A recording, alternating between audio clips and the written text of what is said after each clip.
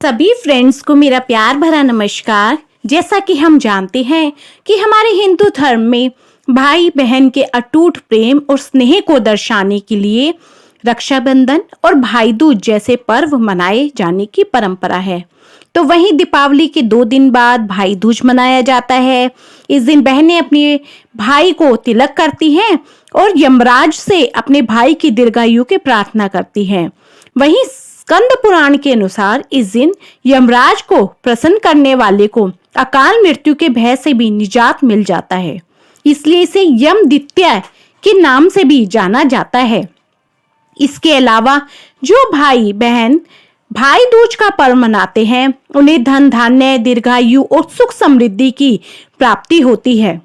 पौराणिक कथाओं के अनुसार भगवान सूर्यदेव की पत्नी छाया थी और उनकी कोख से यमराज और यमुना का जन्म हुआ था। लेकिन एक वक्त ऐसा आया जब छाया सूर्य का तेज सहन नहीं कर पाने की वजह से उत्तरी ध्रुव में रहने लगी। छाया के साथ यमराज और यमुना भी रहने लगे। एक समय के बाद यमराज ने अपनी यमपुरी नगरी को बसा लिया और यमुना गोकुल में निवास करने लगी, लेकिन दोनों में स्नेह सदैव बना रहा। यमुना अपने भाई यमराज को अपने घर इष्ट मित्रों सहित हमेशा भोजन के लिए आमंत्रित करती थी, लेकिन यमराज उन्हें टालते रहते थे। कार्तिक शुक्ल द्वितीया का दिन आया और यमुना ने फिर यमराज को अपने घर भोजन के लिए निमंत्रण दिया और इस बार अपने भाई से वचन ले लिया। यमराज ने सोचा कि मैं तो प्राणों को हरने वाला हूँ, भला मुझे कोई अपने घर क्यों बुलाना चाहेगा। यदि बहन ने इतने प्यार से बुलाया है तो मैं अपने धर्म का पालन अवश्य करूंगा। वहीं यमराज ने बहन के घर जाते वक्त नरक के सभी जीवों को मुक्त कर दिया। यमराज को अपने घर देखकर यमुना खुशी से झूम उठी। उसने अपने भाई का स्वागत किया और उसके समक्ष अनेक व्यंजन परोसे। यमुना के इस आतिथ्य सत्कार से प्रसन्न होकर यमराज ने अपनी बहन से वरदान मांगने के लिए कहा। यमुना ने यमराज से कहा कि वे प्रत्येक वर्ष कार्तिक मास की शुक्ल पक्ष की द्वितीया तिथि में आप मेरे घर आया करें। साथ ही उन्होंने यह भी कहा कि उनकी तरह कोई भी बहन इस दिन यदि अपने भाई का विधि पूर्वक तिलक करे तो उसे यमराज यानी मृत्यु का भय ना हो। राज ने मुस्कुराते हुए तथास्तु कहा और यमुना को वरदान देकर यमलोक लौट गए। तब से लेकर आज तक हिंदू धर्म में भाई दूज मनाने की परंपरा चलती आ रही है। एक अन्य कथा भी है। उसके अनुसार एक बुढ़िया थी, उसके 7 बेटे और 1 बेटी थी। बेटी की शादी हो चुकी थी। जब भी उसके बेटे की शादी होती, फेरों के समय एक नाग आता और उसके बेटे को डस लेता था। बेटा वहीं खत्म हो जाता और बहू विधवा। इस तरह उसके 6 बेटे मर गए। 7वें की शादी होनी बाकी थी। इस तरह अपने बेटों के मर जाने के दुख से बुढ़िया रो रो के अंधी हो गई थी। भाई दूज आने को हुआ तो भाई ने कहा कि मैं बहन से तिलक कराने जाऊंगा। माँ ने कहा ठीक है चले जाओ। उधर जब बहन को पता चला कि उसका भाई आ रहा है तो वह खुशी से पागल होकर पड़ोसन के घर गई और पूछने लगी कि जब बहुत प्यारा भाई घर आए तो क्या बनाना चाहिए। पड़ोसन उसकी खुशी को देखकर जल भुन गई और कह दिया कि दूध से रसोई ली, घी में चावल पका। बहन ने ऐसा ही किया। उधर भाई जब बहन के घर जा रहा था तो उसे रास्ते में सांप मिला। सांप उसे डसने को हुआ। भाई बोला तुम मुझे क्यों डस रहे हो। सांप बोला मैं तुम्हारा काल हूँ और मुझे तुमको डसना है। भाई बोला मेरी बहन मेरा इंतजार कर रही है, मैं जब तिलक करा के वापस लौटूंगा तब तुम मुझे डस लेना। सांप ने कहा भला आज तक कोई अपनी मौत के लिए लौट के आया है जो तुम आओगे। भाई ने कहा अगर तुम्हें यकीन नहीं है तो तुम मेरे झोले में बैठ जा। जब मैं अपनी बहन के तिलक करवा लूं तब तुम मुझे डस लेना। सांप ने ऐसा ही किया। भाई बहन के घर पहुंच गया। दोनों बड़े खुश हुए। भाई बोला बहन जल्दी से खाना दे, बड़ी भूख लगी है। बहन क्या करे, ना तो दूध की रसोई सूखे, ना ही घी में चावल पके। भाई ने पूछा, बहन इतनी देर क्यों लग रही है, तू क्या पका रही है? तब बहन ने बताया कि मैंने ऐसे ऐसे किया है। भाई बोला, पगली, कहीं घी में चावल पके हैं या दूध से कोई रसोई लीपता है? गोबर से रसोई लीप, दूध में चावल पका। बहन ने फिर ऐसा ही किया। खाना खा के भाई को बहुत जोर से नींद आने लगी। इतने में बहन के बच्चे आ गए। बोले, मामा मामा हमारे लिए क्या लाए हो? भाई बोला, मैं तो कुछ नहीं लाया। बच्चों ने वह झोला ले लिया जिसमें सांप था। जैसे ही उसे खोला, उसमें से हीरे का हार निकला। बहन ने कहा, भैया तूने बताया नहीं कि तू मेरे लिए इतना सुंदर हार लाया है। भाई बोला, बहना तुझे पसंद है तो तू ले ले, मुझे हार का क्या करना है।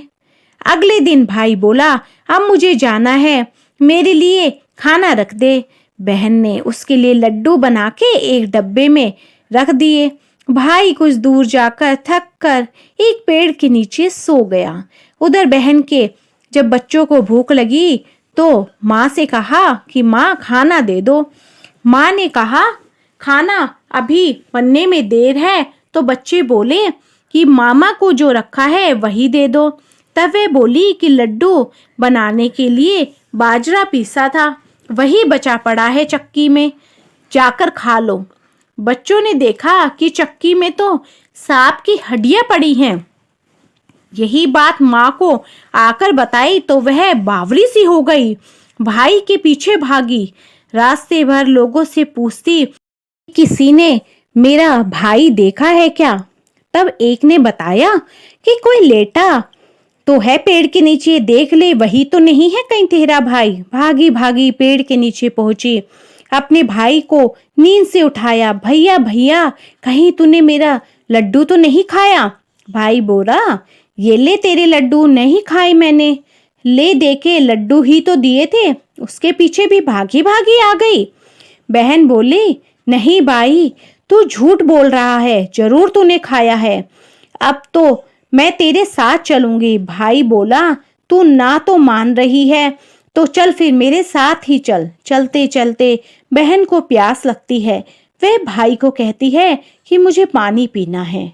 भाई बोला, अब मैं यहाँ तेरे लिए पानी कहाँ से लाऊं? देख, दूर कहीं चील उड़ रही है, चील जहाँ जाए वहां शायद तुझे पानी मिल जाए।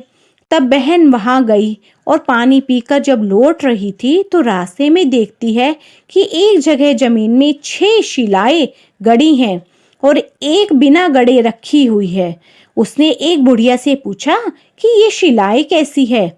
उस बुढ़िया ने बताया कि एक बुढ़िया है, उसके 7 बेटे हैं। 6 बेटे तो शादी के मंडप में मर चुके हैं, तो उनके नाम की ये 6 शिलाएं जमीन में गड़ी है। अभी 7वें की शादी होनी बाकी है। जब उसकी शादी होगी वह भी मंडप में ही मर जाएगा, तब यह 7वीं शिला भी जमीन में गड़ जाएगी। यह सुनकर बहन समझ गई कि ये शिलाएं किसी और की नहीं बल्कि उसके भाइयों के नाम की ही है। उसने उस बुढ़िया से अपने 7वें भाई को बचाने का उपाय पूछा। बुढ़िया ने उसे बतलाया कि वह अपने 7वें भाई को कैसे बचा सकती है। सब जानकर वह वहां से अपने बाल खोलकर अपने भाई को गाली देते हुए वहां से चली गई। भाई के पास आकर बोलने लगी, तू तो जलेगा, कुटेगा, मरेगा। भाई उसके ऐसे व्यवहार को देखकर चौंक गया, पर उसे कुछ समझ नहीं आया। इसी तरह दोनों भाई बहन माँ के घर पहुंच गए। थोड़े समय के बाद भाई के लिए सगाई आने लगी। उसकी शादी तय हो गई। जब भाई को सेहरा पहनाने लगे तो वह बोली, इसको क्यों सेहरा बंधेगा? सेहरा तो मैं पहनूंगी, यह तो जलेगा मरेगा। सब लोगों ने परेशान होकर सेहरा बहन को दे दिया। बहन ने देखा उसमें कलंगी की जगह सांप का बच्चा था। बहन ने उसे निकाल फेंक दिया। अब जब भाई घोड़ी चढ़ने लगा तो बहन फिर बोली, ये घोड़ी पर क्यों चढ़ेगा? घोड़ी पर तो मैं बैठूंगी, ये तो जलेगा मरेगा, इसकी लाश को चील कौवे खाएंगे। सब लोग अब बहुत परेशान हुए, सब ने उसे घोड़ी पर भी चढ़ने दिया। अब जब बारात चलने को हुई तब बहन बोली, ये क्यों दरवाजे से निकलेगा, ये तो पीछे के रास्ते से जाएगा, दरवाजे से तो मैं निकलूंगी।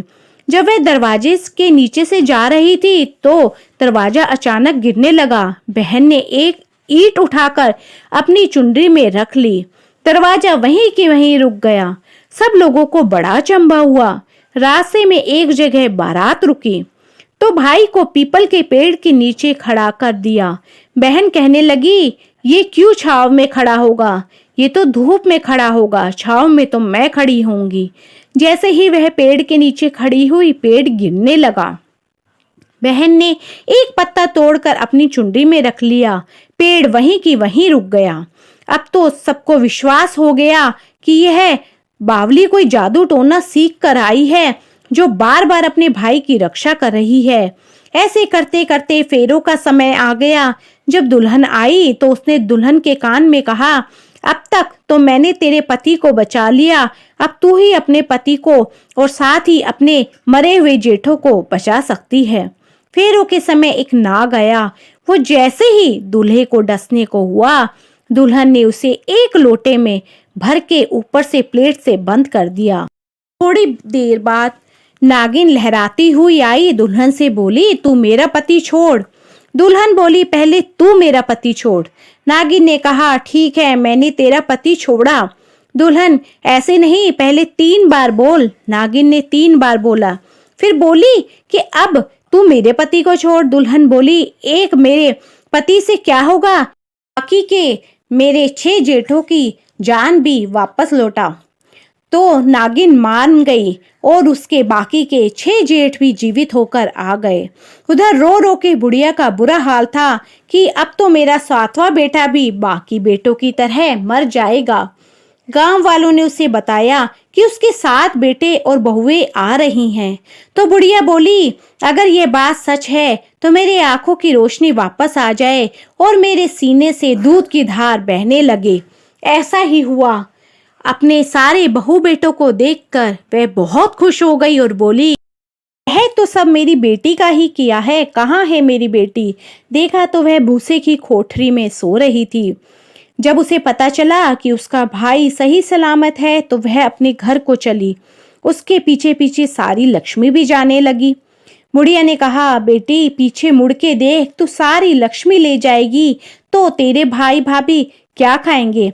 तब बहन ने पीछे मुड़ के देखा और कहा, जो माँ ने अपने हाथों से दिया वह मेरे साथ चल, बाकी सब मेरे भाई भाभी के पास रह जाए। इस तरह एक बहन ने अपने भाई की रक्षा की। तो इस तरह भैया दूज मनाने का पर्व शुरू हो गया। तो बोलो श्री कृष्ण भगवान की जय, विष्णु भगवान की जय, माता लक्ष्मी की जय। तो फ्रेंड्स, आपको मेरी ये वीडियो पसंद आई हो तो मेरी वीडियो को ज़्यादा से ज़्यादा लाइक, शेयर एंड सब्सक्राइब कीजिए और बेल आइकन भी अवश्य दबा दीजिए।